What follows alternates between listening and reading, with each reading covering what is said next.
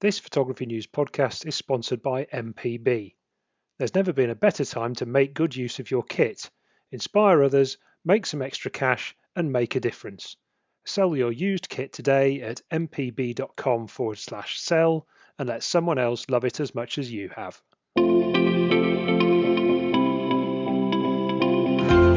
In this episode of the Photography News podcast, there's travel photography, close-up botany, and an argument against bag monogamy. Hello and welcome to this latest episode of the Photography News podcast. My name is Roger Payne. I'm the editorial director at Photography News, and I'm delighted to say that this is a haircut special. My two colleagues who are with me today appear to have had a haircut since the last podcast that we recorded. But in light of the fact that it's also hay fever season, I thought I would introduce my two colleagues based on the likelihood of which one is most likely to sneeze during the podcast to spoil the recording. So I shall start by introducing contributing editor, Mr. Kingsley Singleton. Hi, Kingsley. Hi, how are you doing? I don't know I'm not sure about the scientific validity of this. I suppose we'll find out. Well, you are a hay fever sufferer, I believe. I am. I thought Will was as well. Well, I'm just gambling on the fact that you're going to sneeze first, or blink first, depending on how it goes. Well, welcome along.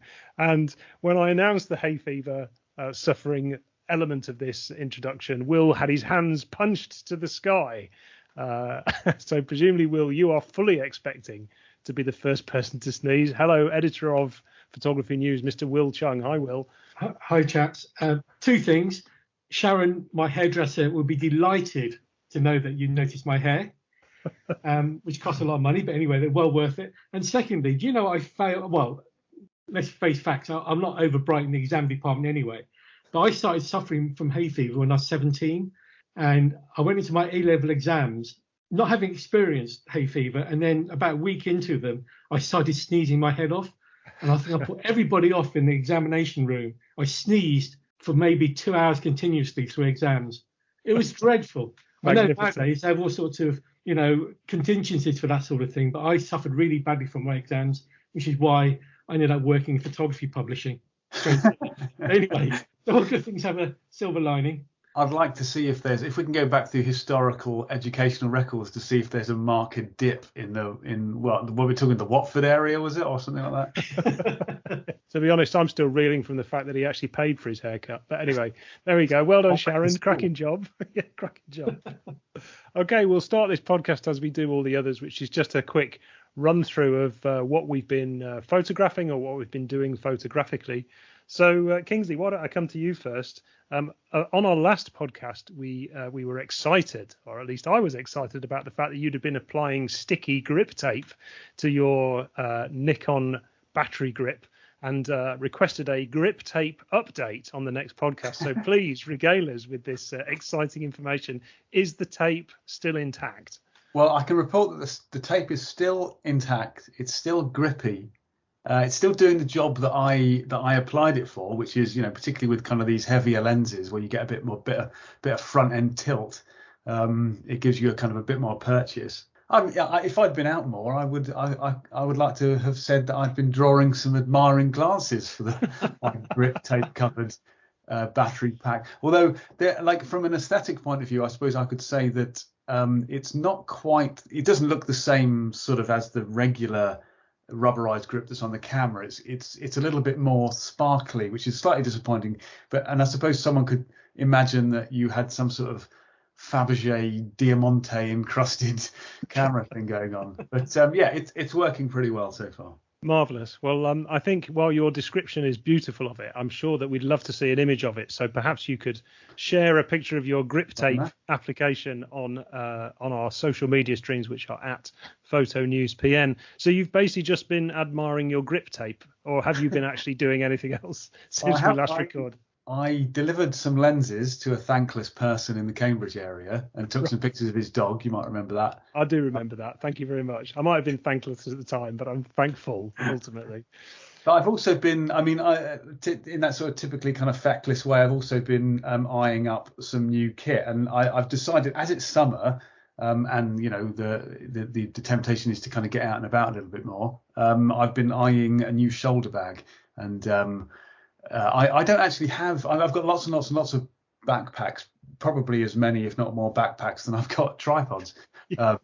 But I don't have a shoulder bag that I sort of particularly like. So I'm currently sort of looking at a nice kind of think tank retrospective V2 shoulder bag, which comes in a rather fetching sort of khaki finish, which suits my outdated wardrobe quite nicely.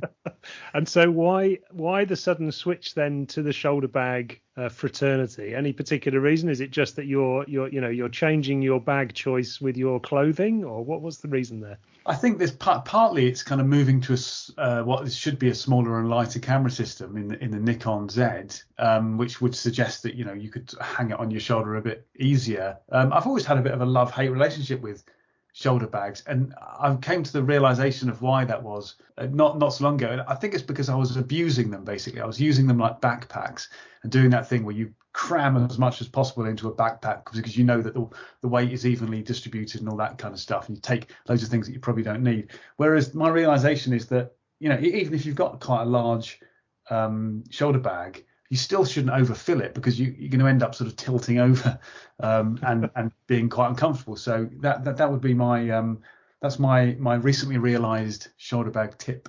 Magnificent. Well, we await with interest the grip tape and shoulder bag updates on future podcasts.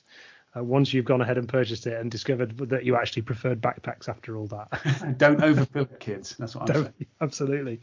Well, interestingly, my last sort of week or so has actually been filled with kit choices as well. And largely that's because I'm about to go away on holiday for a fortnight, and I've been agonizing over what kit I should take to go away with me. And ultimately, I think I have decided, after laying various bits of kit out and thinking, should I take that? What will I need that for? Etc. Etc. Is, gentlemen, I'm going to do my usual thing and travel extremely light. And I'm going to take one camera and one lens, which is my recently purchased XE4 and 27mm, and that's it. Now, that might send you into slightly cold sweats about the worry about the images I'm going to miss. But, hopefully it'll allow me to do enough and won't weigh me down at the same time. Kingsley? Not even an X100T or whichever one you've got sort of slipped into the hip pocket. No, because the thing is, the XE4 is the same size as an X100 pretty much. So it's kind of like taking the same thing twice, really, because it's a fixed 23mm on the X100. So this will be a 27. Will, I'm getting bombarded with questions now. Well, I was just going to congratulate you on your choice. I think it's a very sensible thing to do because you're going on holiday. You're not necessarily going on a photo holiday. You're going on holiday. So relax. You are getting on a bit as well. So you'll want to be watching the... Absolutely. And plus the fact, I don't want to be lumbered down when I'm on my massive drinking sessions, wandering from pub to pub. I want a light as camera as possible. So that's what I've been up to. But Will, I think out of the three of us, you're actually the only one who's actually been managing to get some photography in. So what have you been up to? Well, the other day, I went and photographed bugs and orchids in a local nature reserve near me. So I've done more bugs, which was quite fun. And the other morning, I photographed some flowers. Now, the flowers came about because I went on a jog a few days earlier and I went past a field. I thought, oh, those are really pretty purple flowers. I must come back with the camera. So later on that day, late in the afternoon, I went over to this field again and I thought, where on earth are all these flowers gone? And I looked more closely and I realised they'd all closed up. Anyway, I got my phone out. I've got an app on there called Seek. And I use Seek to identify the species of this flower, and it's called a salsify, otherwise known as a Jerusalem-style oyster plant, according to Google. Anyway, it's a purple pointy-out flower, quite pretty. So I had a quick read of it about the thing on Google, and I found out it only shows in the morning if the sun's shining, and I turn up late afternoon, which is why the thing had all closed up. So the other morning, I set my alarm for 7 o'clock, which I know is not especially early, but it's for me. And I took my camera and a tripod and walked up to this field again. And there they all were, these purple little flowers. I spent a happy hour or two photographing them. I'm not sure if I like the results. I'll have to go back and do them again. But that's fine. That's part of, the rich tapestry of photography. So is that, just for clarification, is purple pointy out flower the official RHS description? Is that Latin? That's my botanist description. And where are these flowers? Where did you said they're in a field? So was there loads of them, or is it just like a small number of them? There's a couple of patches of them. I live close to a nature reserve, so I walked up there, and it's down a particular path and also a clump, which is quite cultivated. I mean, because the staff in the little civil people who do the lawns and stuff are quite good around here. They're always mowing the lawns and keeping things trim. But there's a couple of areas with a lot of these salsifiers. Now, they weren't all open at the same time, so there were plenty unopened. But there was enough to be of interest. I mean, it wasn't quite like necessarily a wonderful poppy field. They're really densely packed. But there was enough to be of interest. So I got the macro lens out. I tried some focus stacking, but that failed miserably because despite the fact it was a nice warm day, it was also very blowy. But I would prefer them to all open at once. Now, they're at various points of maturity, I'm guessing, which is why they're not all open. But they're quite interesting to photograph and quite challenging too. It kind of makes you work a bit, and you had to do some gardening. And by gardening, this sense, I mean pulling out the odd bits of grass, those in the way. But it was quite fun to do. I got up there about 7:30 in the morning. Now, the sun rises at 4:45 in the morning around then right now. So I reckon I'm going to have to go back when the sun's lower and a bit more photo friendly. And in light of the hay fever sneeze off, are you feeling a bit tickly thinking back on those, Will? I take antihistamines and I've got nasal sprays, so it's all good. So there you go, Kingsley. I told you were going to go first. I was trying to lull him into a sneeze, sort of a memory sneeze. Well, that's the other advantage, of course, at the moment with masks, because everybody's got masks with them, and I haven't had one in my pocket. And when I did start getting sniffy, I put it on. Great. So this year-long lockdown and pandemic, at last we found something positive to shout about. It's good for hay fever sufferers. So, Will, you also very recently put the latest issue of PN to bed. So, would you care to share the issue highlights for the listeners? Yeah, absolutely. And yes, we put it to bed last week, and I know it's out there already because we've already had loads of entries for the Samsung memory card word search. So thanks to everybody supporting that competition. But the issue itself, it was quite a busy one. We had a feature about the opportunity of earning money from your photography, because we thought, well, people have been locked down for a year. Money's been challenging for many people, and maybe people have been thinking about, hey, I'll use my talent and earn a few quid. So we've got a feature about that. We've got a big test on the camera that you bought recently, Rog, the Fujifilm X-E4. And I must admit, it's a lovely little machine. Really enjoyed testing it. And so you to buy one, yes, it makes perfect sense. And also did a feature about papers for fine art. And now I know we've got a question from a reader about this. So I'm not going to talk about it right now. We'll save it for a bit later. But it's an action-packed issue, Rog. So I hope the listeners will check it out. Sounds fantastic. And you can read it if you can't get hold of a physical copy of the magazine, then you can read it on our website at photographynews.co.uk.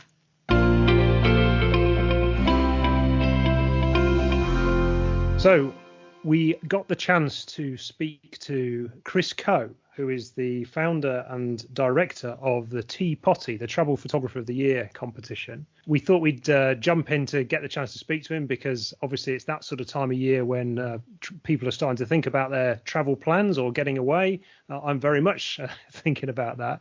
So, Will, you managed to have a quick catch up with Chris earlier this week.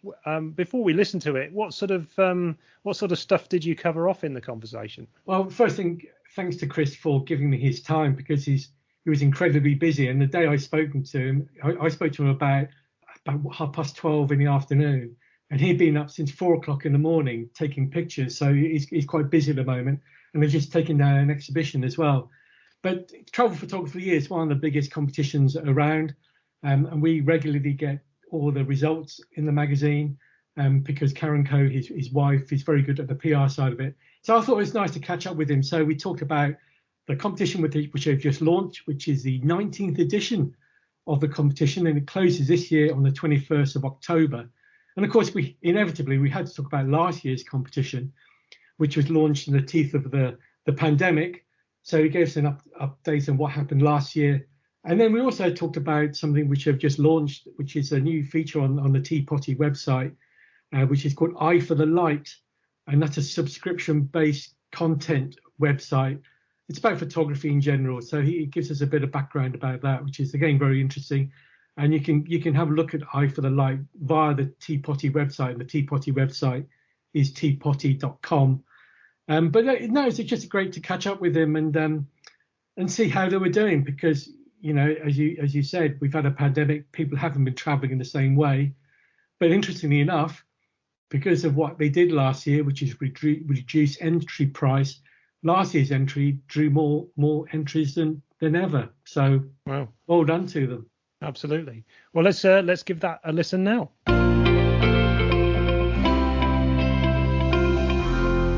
I'm delighted to be joined by a special guest, Chris Coe, founder and director of the Travel Photographer of the Year competition.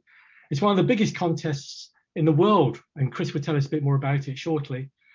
We often run features on it. We did a profile on Chris a while ago. We often have the results, and I have to say the pictures are stunning. So when the results came out of last year's contest, it struck me that we should talk to the man behind the competition. So hi, and welcome to Chris Coe. How are you doing, Chris?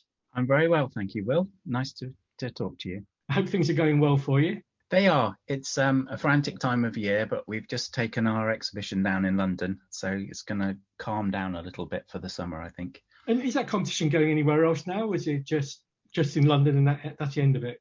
It was supposed to be, but as you can imagine, lockdown has interfered a lot with the exhibition plans. So we're currently in discussions with several venues, but for this year at the moment it's not. It was going to go to Chester, but that's been postponed to next year when everybody's a little bit more confident that things can happen. But we still keep looking for new venues, and hopefully, yes, we will find some later this year. And of course, Travel Photographer of the Year last year was, I've seen the results, they're awesome, but how did that go for you guys? Because obviously that was the time of the pandemic. Well, we're still in, of course, but that was the teeth of the pandemic. How was entry level? Did you get lots of interesting pictures? I mean, what was the feedback from your entrance this year? Well, as you say, it happened literally just before we launched the 2020 awards. So the lockdown started in March and we launched in April. And we took the decision very early on that people were going to find it hard. They obviously couldn't travel, and we didn't know how long that was for. So the initial approach was, we welcome pictures from your archive. Now, we deal with contemporary photography, so we're obviously not talking about stuff that's 20, 30 years old, but travel within the last few years, and much of it's timeless anyway, was all relevant. So we opened it up to allow people to do that. And we found a lot of photographers who were sitting there with time on their hands and time to go through all their pictures that they maybe hadn't edited other than for a single purpose in the past, and were now going and thinking, oh yeah, that's an interesting one, or they reviewed their portfolios and found work that was relevant to what we were doing. And the other thing we were very conscious of, that we have to charge entry fees to enter a competition, because there's a lot of costs involved in running it and putting on the exhibitions and things like that. But people's income was hit. So what we did right from the beginning is we reduced our entry fees by 50% for the first couple of months. And then as we got closer to the deadline, we reduced that percentage. And what we ended up with was probably more entries than we had done in the previous year. And the quality stayed high. It hit our bottom line, obviously, and we had to find ways to cope with that. And that was worsened by the fact that we lost some of our sponsors the moment the lockdown came as well. So, but overall, we did well last year. And I think the pictures were probably the strongest we've ever had. That's amazing. It was really nice to see. I mean, it's worth saying that if people want to see the results in the course galleries from previous years, they can go to your website, which is teapotty.com. Which is a wonderful website, and I was on it this morning. And to give us some idea, Chris, or give our listeners some idea, how many entries did you get last year? You're asking the wrong person. You have to ask Karen, because she does all the admin of that. But I mean, usually entry didn't drop off, and usually we're looking at 15 to 20,000 images coming in, something in that order. That must take some judging. Some years it goes Oh yeah, some years it goes a bit higher, some years but it rarely goes lower than that. Yeah, the judging is something that we've developed over the years. So I think back to the very early days when we were sitting there with a group of photographers and picture editors. I mean, people like Charlie Waite were on our first judging panel, David Noten. And we sat around with prints and we scored them, and it was a long, laborious process. But over the years, that's obviously moved online. And with moving online, we've been refining our judging process, and it's now a relatively quick process considering the number of images that we go through. So the first round of judging is to whittle down the entries, those that haven't filled the criteria for a particular category, or don't meet the kind of standard that we know we're expecting. And then it goes out to the mass judging panel. They all vote independently, and all the judging is blind, so we don't know who the photographers are. The judges are all highly image literate, so if they recognize a set of photographs, they opt out of judging that particular one, so they don't introduce any bias. And from that judging panel, which is usually somewhere in the region of 12 to 15 people around the world, we end up with a shortlist in each category, which will generally be around about 20 to 30 entries per category. Okay. They then go into a final round of judging where we whittle it down.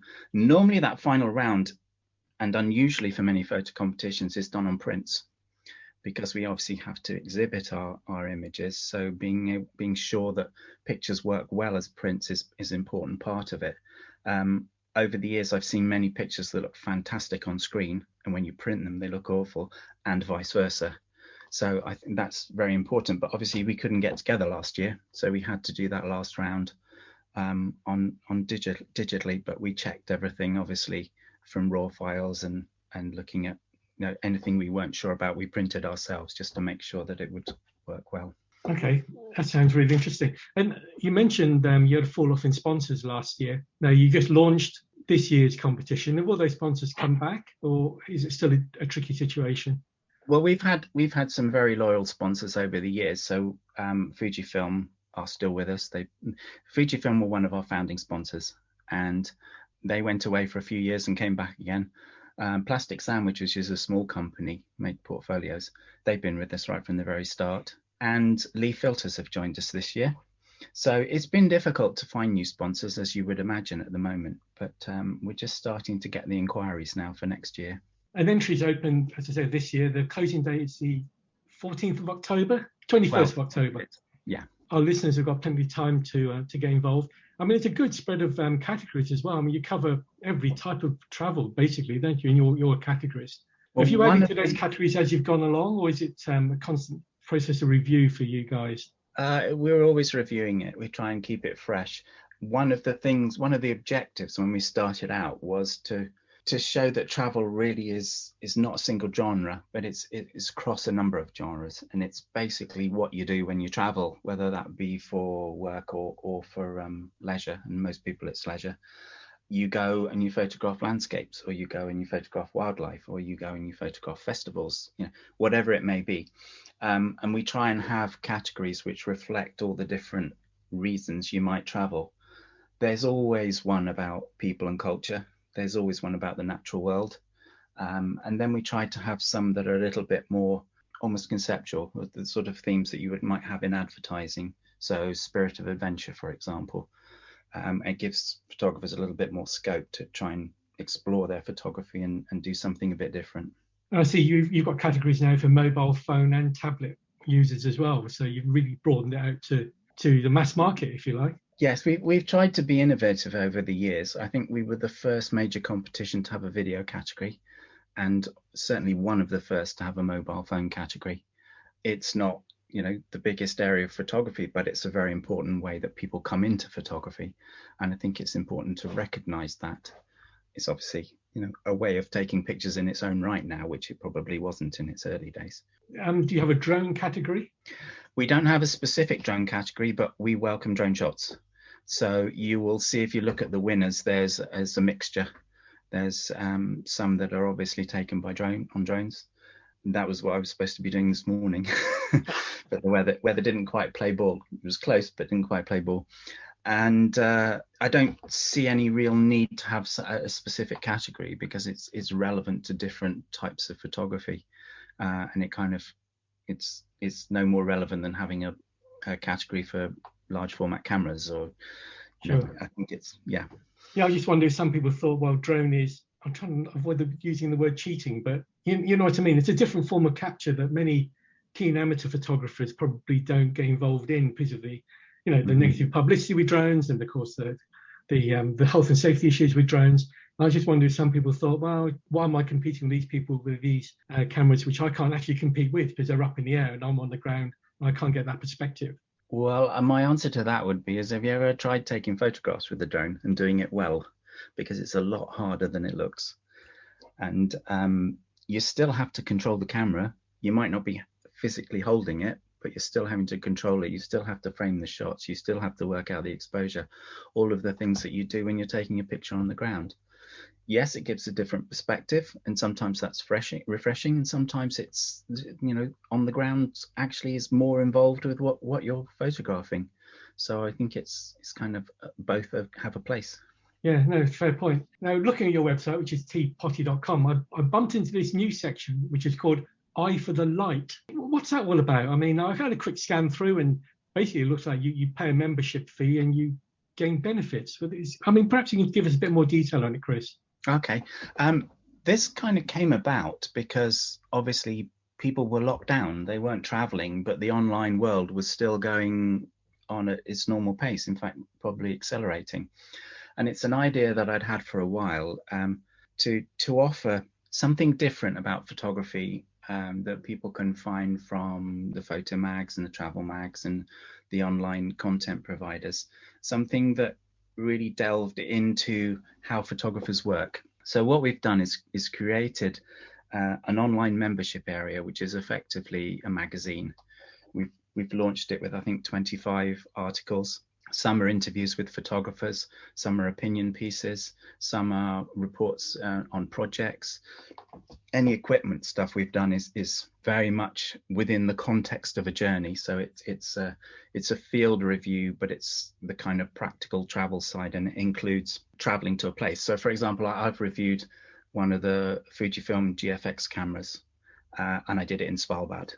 So I'm talking about Svalbard, I'm talking about photographing in cold climate, I'm talking about the camera itself, how it performs in temperatures that could go as low as -30. Another one I'm doing is the reason I was up very early this morning. I'm doing a personal project on photographing a country estate, deer park and formal gardens, and I'm doing it throughout a whole year. But I'm cadging it in the form of, how do you do a personal project? What's the initial idea and how it changes as you get into the practicality of actually taking the pictures and making it interesting as you go along.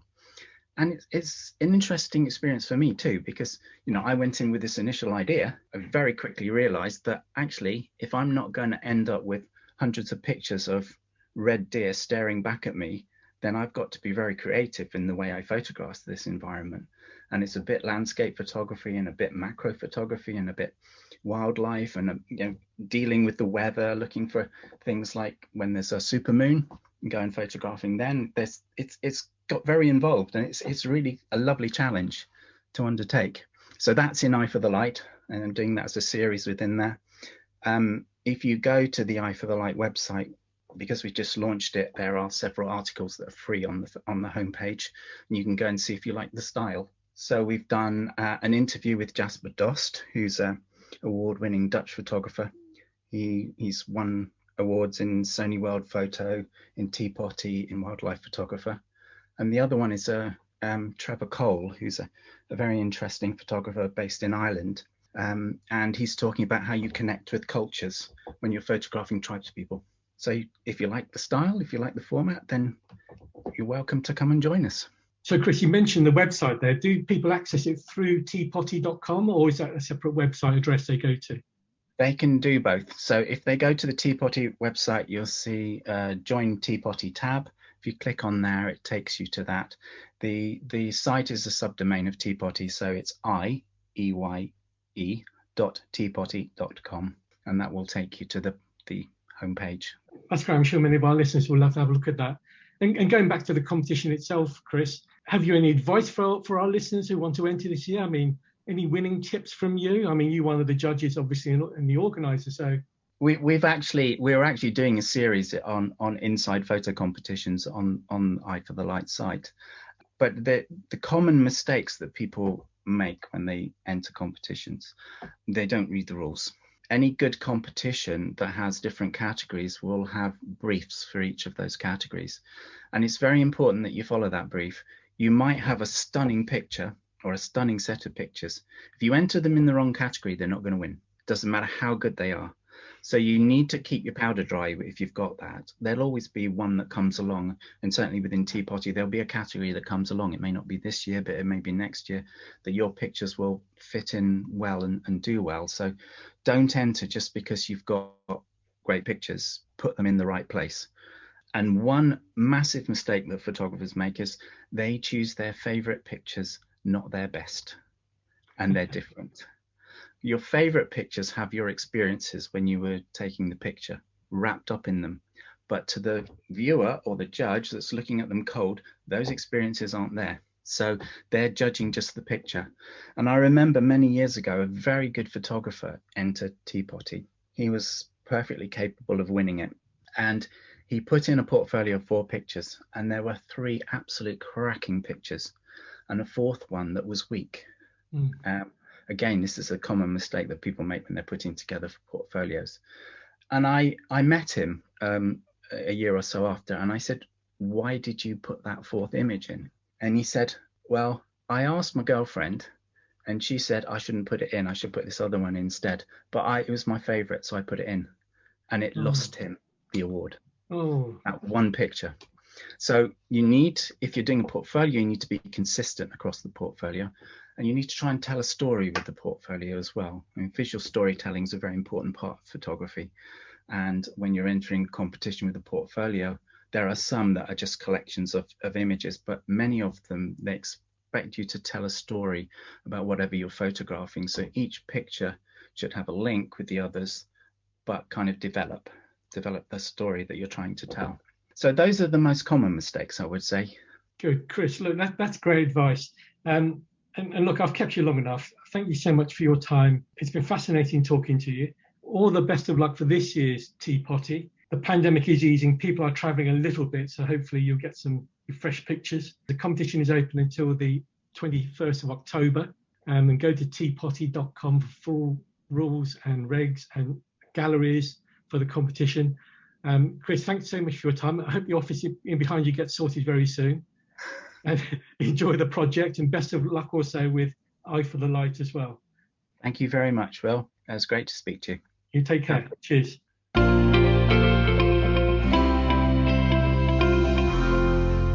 So some fascinating stuff there. 2 photographic heavyweights on one Zoom call, Will Shung and Chris Coe. Hopefully that's might inspire you to get out when you're on your travels, if you are managing to get away somewhere over the next few weeks or months, and consider entering the competition closing on did you say the 21st of October, Will? Yeah, that's right, this year. 21st of October. So get out there, use your camera. I'll be out there with my XE4 and 27mm.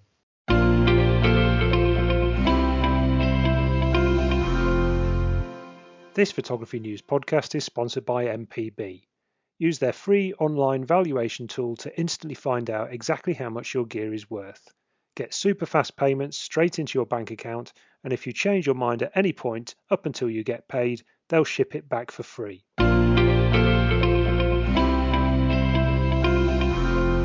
Time to answer some listener questions now. Because this is a MPB sponsored podcast, we've got the first question, which is going to go to our colleagues at MPB. And this comes from a chap called Dean Boys, who sent this in on email. And he said, throughout the pandemic, I enjoyed taking pictures with my old Canon G1X Compact. I've now caught the photography bug, so I thought I'd like to invest in a DSLR. I don't have a huge budget, £500 for a body and lens, so I thought I'd consider second hand.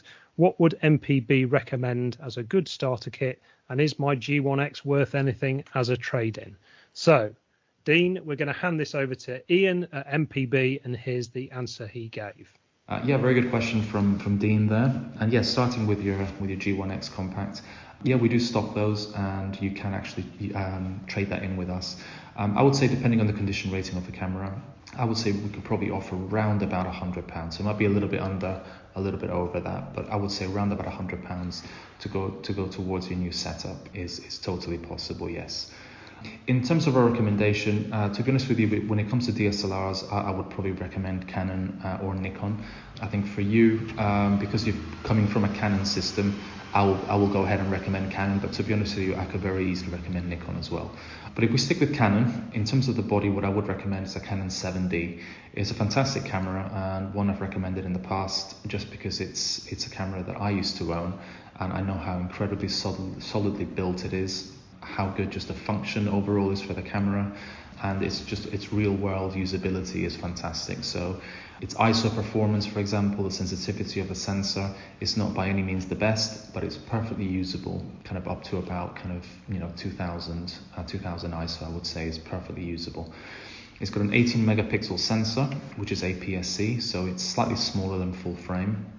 But an incredible camera, and one that was kind of just below a pro body back in the day. So you know how reliable it was designed to be. To go with a 7D, I would recommend one of the most popular kind of Canon lenses in the APS-C range, which is the Canon EFS 10-22 f3.5 to 4.5. It's a fantastic zoom lens. This one gives you a focal range of between 10 to 22. Which equates to about 15 mil to about 35 mil in full frame terms.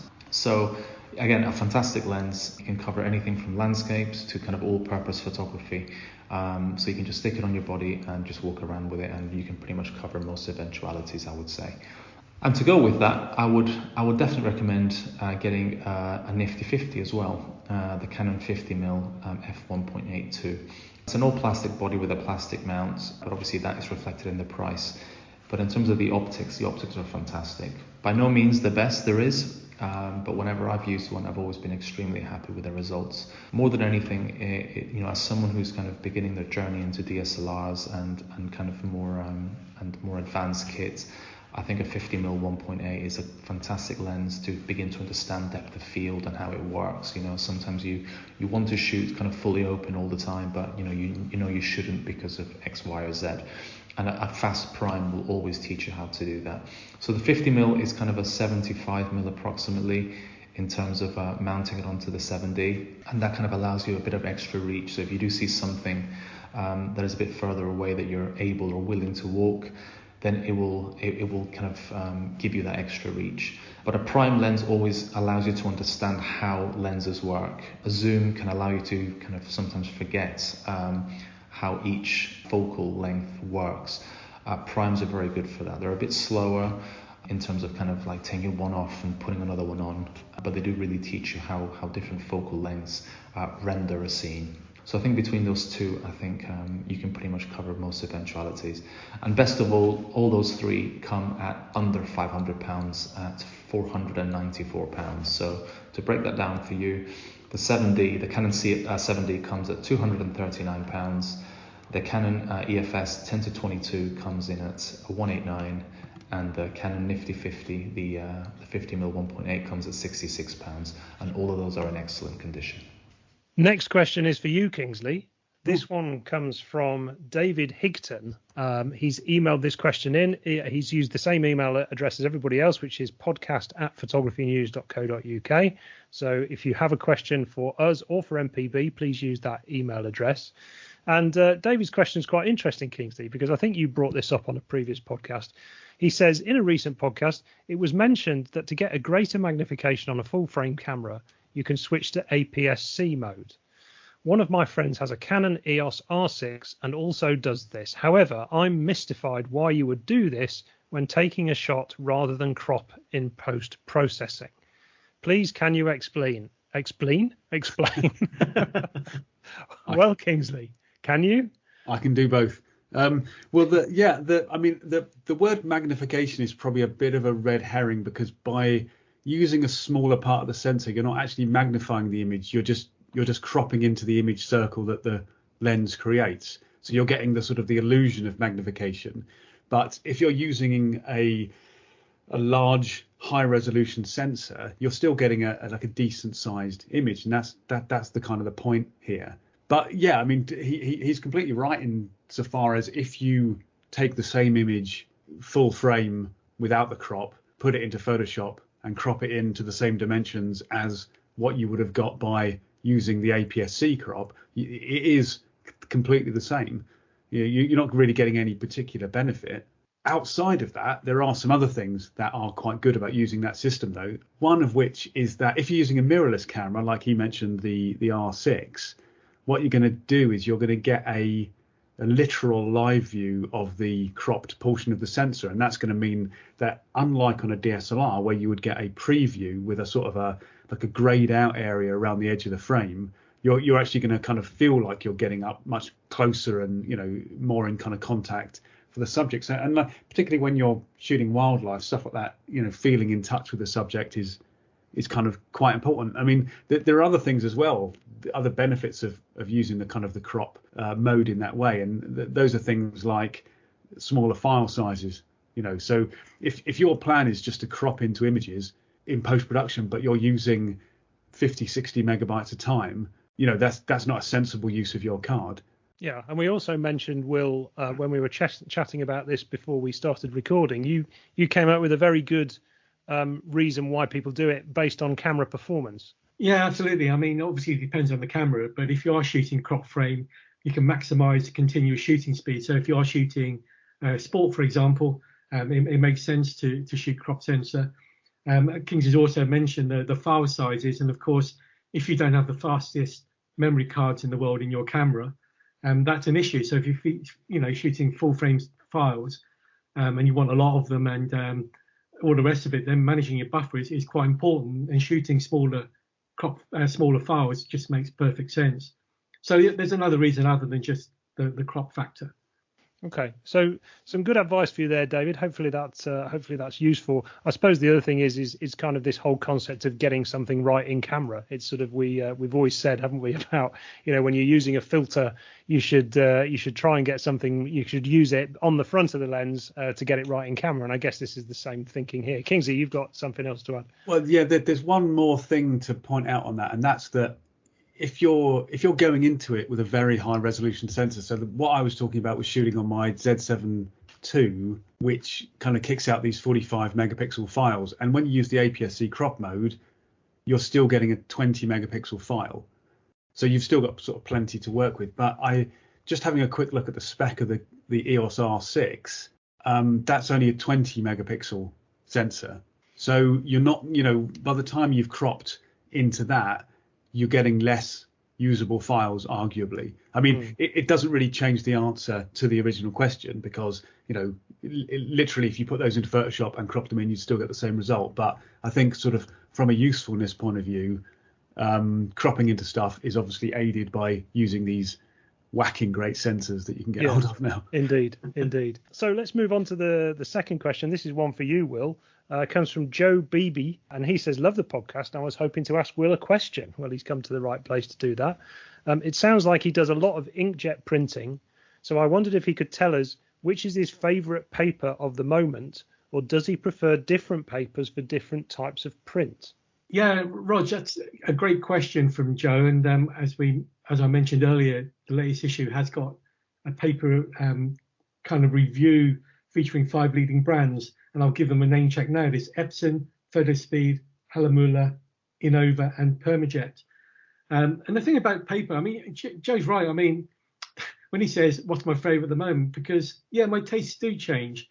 And the beauty of inkjet printing nowadays is the enormous choice of different papers, different weights, different brands. I mean, if I relate it back to my darkroom days, I used to have... I should quickly run down. I used to have some Ilford Gallery fibre paper. I used to have a couple of boxes of Agfa Record Rapid paper. And I used to have maybe a box of multigrade, maybe a gloss and a matte just to cover the rest of it. So basically, I used to have maybe 3 or 4 types of paper in my chemical darkroom. Now with inkjet, you can have, 40, 50. I haven't done a head count, probably even more types if you wanted. So he's right in the way that you can be a bit of a paper tart in inkjet printing, if you like. Now, he asked me for my favourites at the moment, and so I had a quick think, had a look in my workroom, and I came up with 4. So I've got Photospeed Platinum Burrata 300, Permajet FB Gold Silk 315, one of Halamula's natural line, which is bamboo's my favourite at the moment, and Epson Fine Art Cotton Smooth Natural.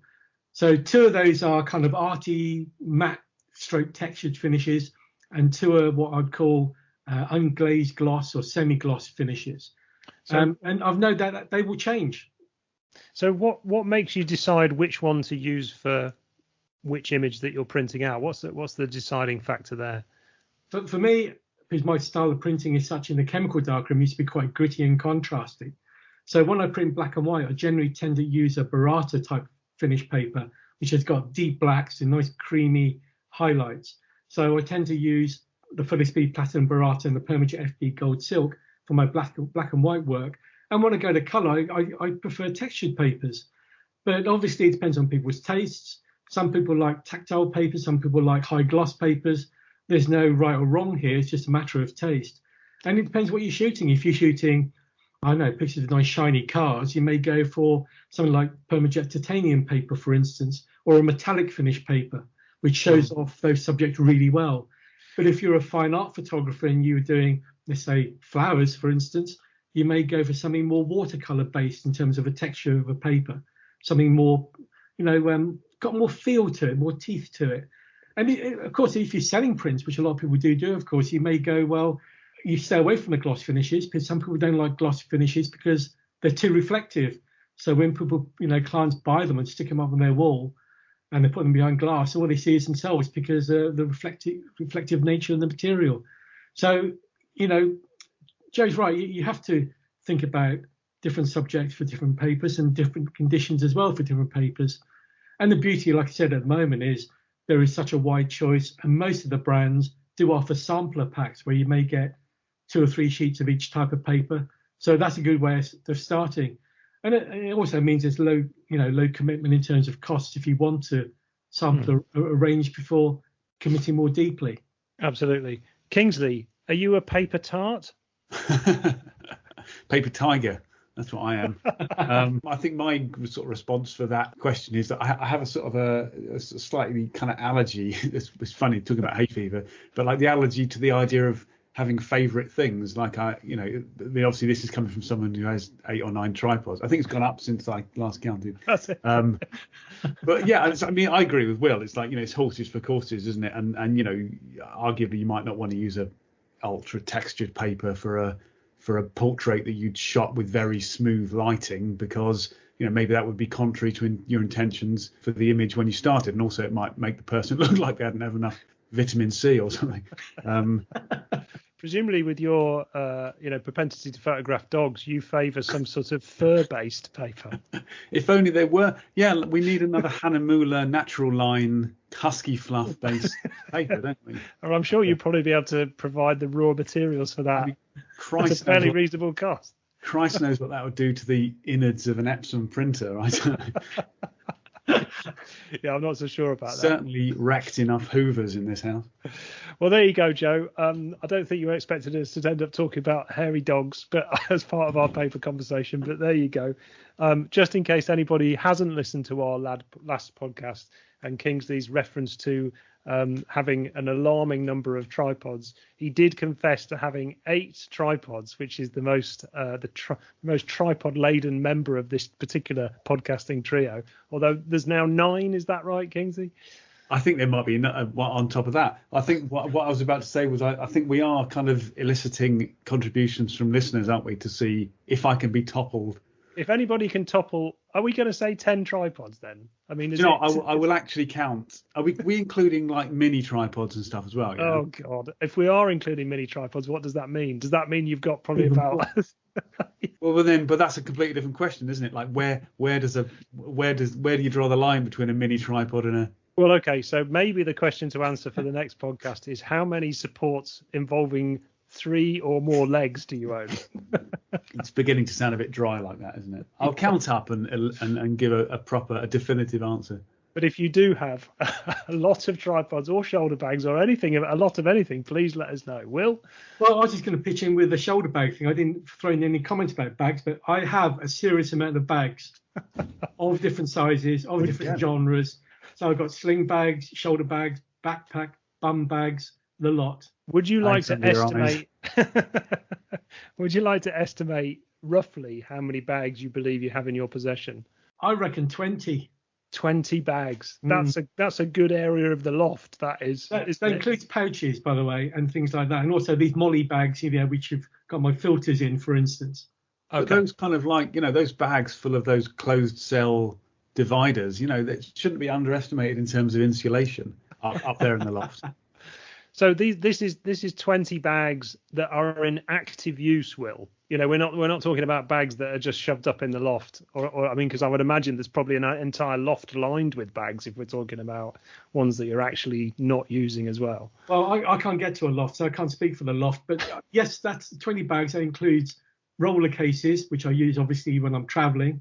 Yeah, I've done for the last year or so. Shoulder bags, backpacks, etc. And also, I mean, sometimes when you're traveling really light.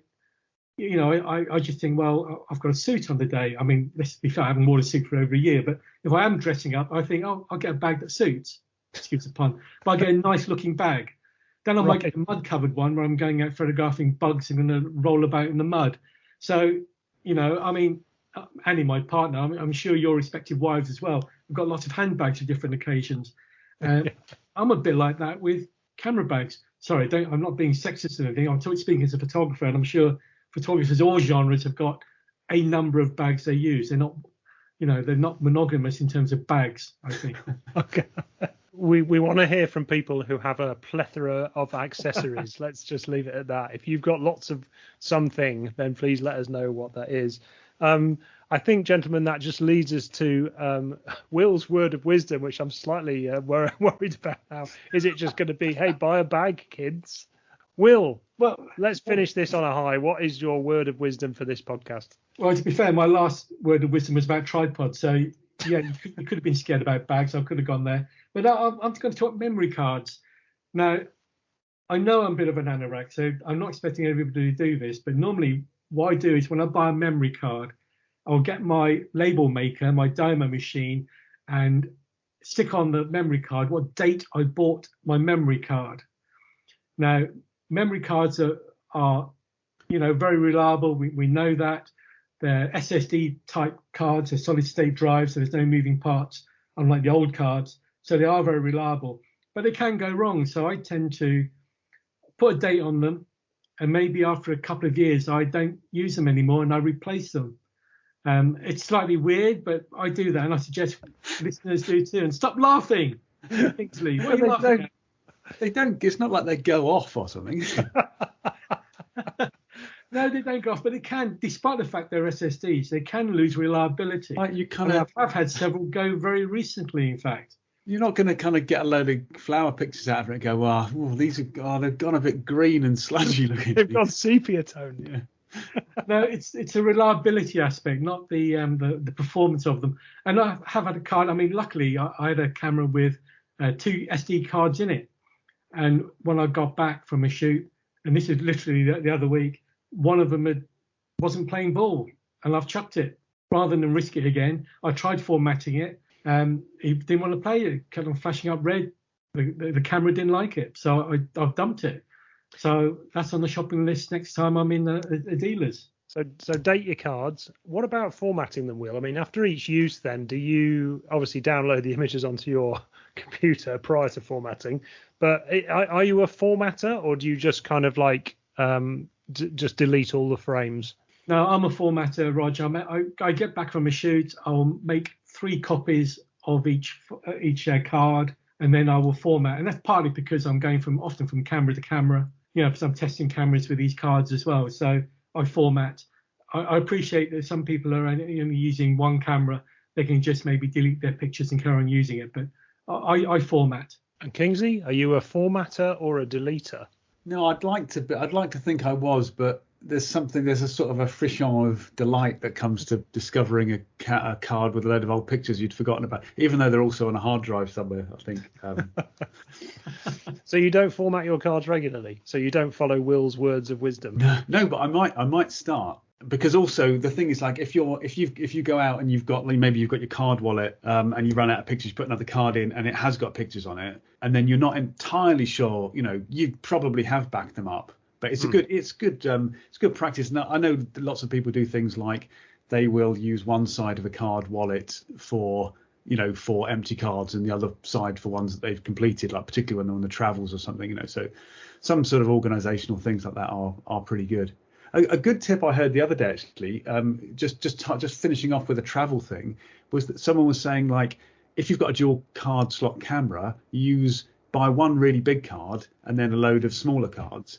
And then you keep the one really big card in one of the slots and don't move it, and the other ones you take out and sort of move around, so you don't. And then you've got this kind of almost like triple fail-safe thing going on. Interesting. So it's turned into Kingsley's words of wisdom as well. So there we go, a double whammy of words of wisdom at the end there. So, well, thank you very much for your time, gents, which is a perfect time, I think, for us to end there.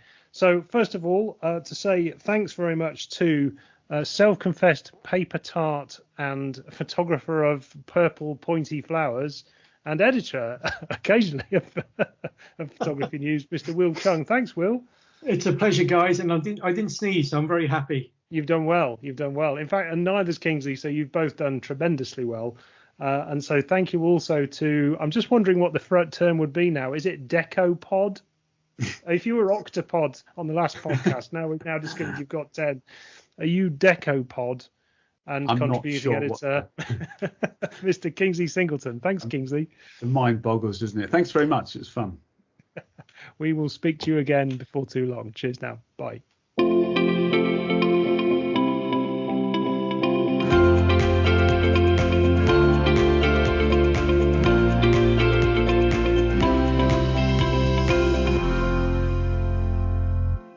This Photography News podcast is sponsored by MPB. Enjoy contact-free doorstep pickups which are safe, convenient, fully insured and completely free of charge. Plus, with 250,000 customers and 5 stars on Trustpilot, you can trust them and sleep easy.